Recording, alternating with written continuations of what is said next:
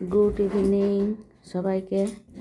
আমরা সকালবেলা খুব ভোরে উঠে পড়েছি, 4টার সময় উঠে স্নান টান, তার আগে একটু চাটা খেয়ে নিয়েছি, খেয়ে নিয়ে স্নান টান করে বেরিয়ে পড়েছি এক জায়গায় যাব বলে।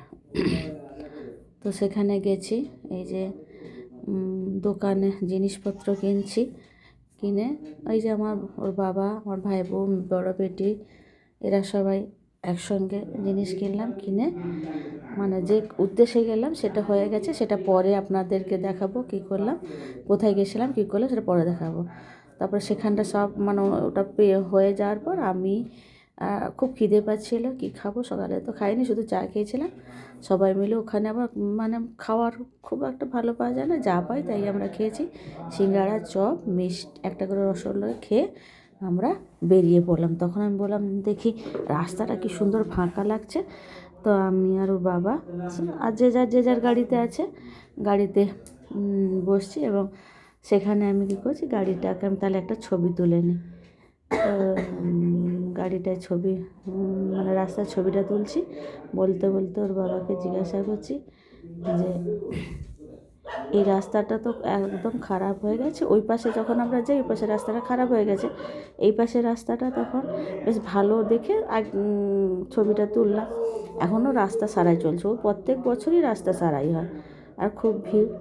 তখন সব কিছু করে এসে আমরা আজকে রান্না বান্না করিনি, দিয়ে ঘরে ঢুকে গেলাম।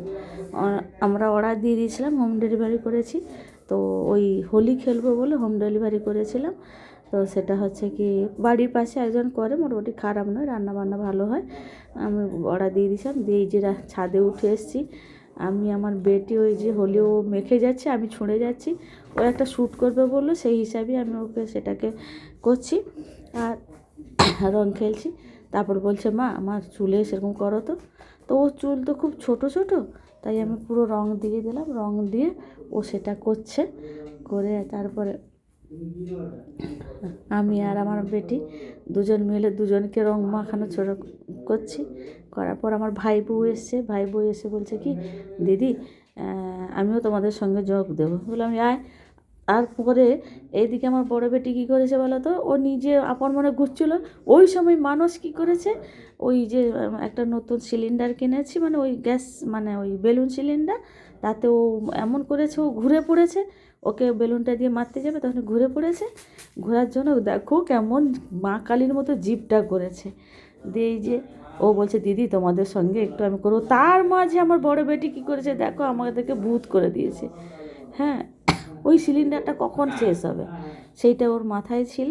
দিয়ে ওর মামাকে বলছে কি, মামা মামাকে ডাকো তো। আর আমি ডাকলেও ও মামা মোটামুটি আসে, যে ও মোটামুটি রং মাখতে চায়নি। দিয়ে বলছে কি, মামাকে ডাকো, যে জল খাবো বলে। তখন ও আসছে, তখনই তার মামাকে রংটা দিয়ে দিছে। এই করে আমি আবার মানে এসে খাওয়া দাওয়া তো হয়ে গেলো, একটু শোয়াশুয়ি করে বিকেলে চলে গেছিলাম আমাদের গ্রামের বাড়িতে, মানে জফলায়। আমাদের ওখানে হচ্ছে হরি মন্দির, মানে দোল পূর্ণিমার বসছে আর কি, অষ্টম প্রহর বসছে সেখানে। আর আমাদের ওখানে করে শীতলা মন্দির আর দুর্গা মন্দির আছে, আর ভোলে বাবার মন্দির আছে।